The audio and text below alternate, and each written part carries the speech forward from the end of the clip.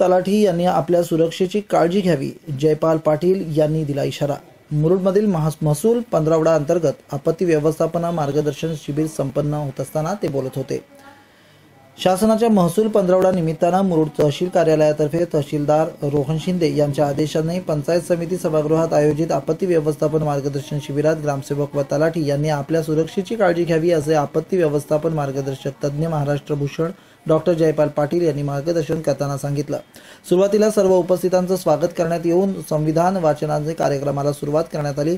तालुक्यातील तलाठी, मंडळ अधिकारी, ग्रामसेवक, कोतवाल, सरपंच, उपसरपंच व विविध कार्यालयातील प्रमुखांसाठी आयोजित कार्यक्रम प्रसंगी नायब तहसीलदार राजेश साळवी, राष्ट्रीय पुरस्कार विजेते तथा नागरी संरक्षण दल मुंबईचे अजित कारभारी, आपत्ती सुरक्षा मित्र उदय सबनीस, नेहा पाके, पोलीस निरीक्षक उदय सावरे, वनपाल संतोष रेवणे, नांदगाव सरपंच सेजल धुपकर, मंडळ अधिकारी खुशाल राठोड, तलाठी, पंचायत समिती, ग्रामसेवक, पोलीस, ग्रामीण रुग्णालयाच्या परिचारिका, कर्मचारी वृंद यावेळी उपस्थित होते। महिलांनी सुरक्षेसाठी महाराष्ट्र पोलिसांच्या 112 क्रमांक आणि त्याचा वापर कसा करावा याबाबत पोलीस निरीक्षक उदय सावरे यांनी माहिती दिली। गावामध्ये एखाद्या महिलेला प्रसूतीसाठी रुग्णालयात न्यावयाचे असल्याबद्दल मुरुड ग्रामीण रुग्णालय 108 रुग्णवाहिका उपविभागीय परिचारिका यांनी मार्गदर्शन केले, तर पायलट यांनी रुग्णवाहिका वेळेवर आणली। रस्त्याच्या भागात विंचूदंश किंवा सर्पदंश अपघात असं काही झाल्यास 108 रुग्णवाहिकेचा वापर कसा करावा याबाबत माहिती डॉक्टर काझी यांनी दिली। डोंगरावरून रुग्णवाहिकेपर्यंत रुग्ण ज्येष्ठांना कसं न्यावं यासाठी हाताची घडी व चारपदरी चादरी यातून त्याचं प्रात्यक्षिक दाखवण्यात आलं। तसेच पाणी बचत, गॅस बचत, झाडे लावा याबाबतही माहिती देण्यात आली। शेवटी आग लागली असता कशी विझवावी याचं प्रात्यक्षिकही दाखवण्यात आलं। हे 2 मिनिटांमध्ये काय करतो ना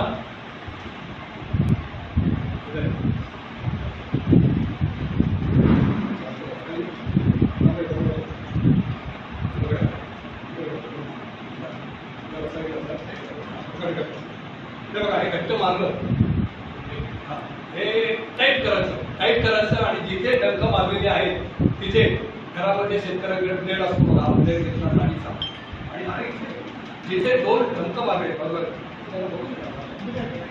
तिथे सहज मारला, तो पिकाळला, तो गणपणीत मारला, ती महिला असेल ती खबडीत मारली म्हणून दुसऱ्या माणसाने असं पकडायचं, त्या रक्ताची धार लागली, कारण रक्त इथून गेलं तिथे रक्त हृदयापर्यंत जात नाही। आता काय करायचं, 108 फोन करायचं।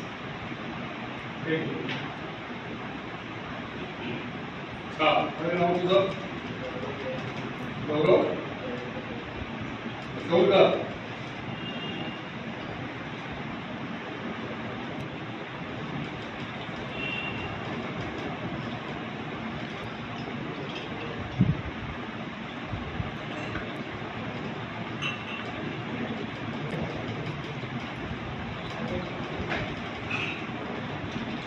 आता मी तुमच्या समोर 108 ला फोन लावतोय।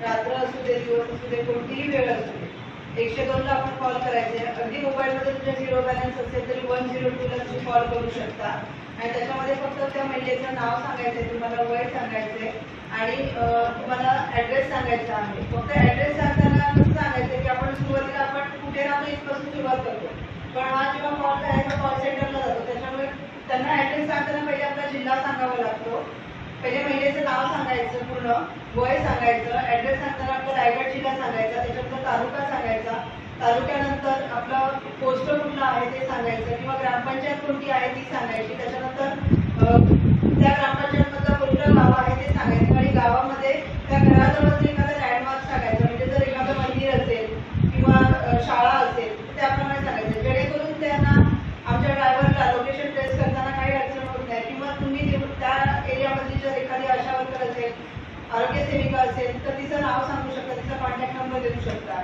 अशा प्रमाणे आपण जर कोऑर्डिनेशन केलं तर आम्हाला 102 त्यांच्या घरपर्यंत पोहोचवता येते। तर 112 ची संकल्पना अशी आहे, तो पूर्वीचा 100 नंबर होता, त्याला आता थोडं रूपांतरित आणि ॲडव्हान्स टेक्नॉलॉजीचा आधार घेऊन 112 त्याला नंबर दिला जातो। महाराष्ट्र शासनाकडून तो डेव्हलप केलेला आहे। 112चं वैशिष्ट्य असं आहे तो जो सॉफ्टवेअर जो प्रोग्राम आहे आम्हाला महिंद्रा आणि महिंद्रा या कंपनीने सॉफ्टवेअर पुरवलं त्याच्यावर त्या टेक्निकलवर ते वॉच करतात, त्याचे इंजिनियर ते सर्व हँडल करतात.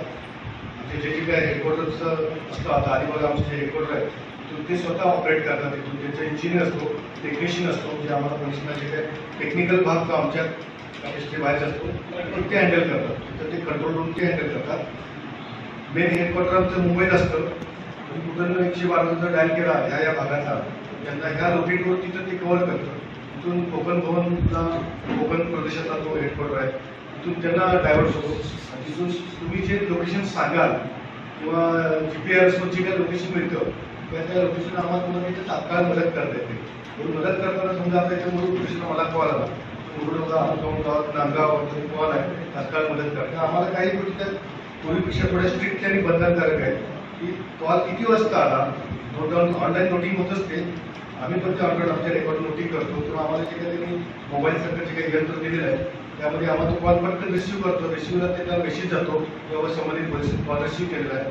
रिसिव्ह केल्यानंतर त्याच्यावर सुद्धा नंबर येतो, त्याला आम्ही बोलून देतो त्याशी कुठे आहे तुम्ही, ॲक्च्युली काय आहे, तुम्ही अमुक ठिकाणी तुम्ही तिथे येणार की आम्ही तिथं पटकन येऊ जेणेकरून पटकन त्याला मदत करू देशात. तर ते येऊ शकत नसतील, महिला असतील, लहान मुलं असतील, वयस्कर असतील, त्यांना प्राधान्याने आम्हाला धावून जावं लागतं.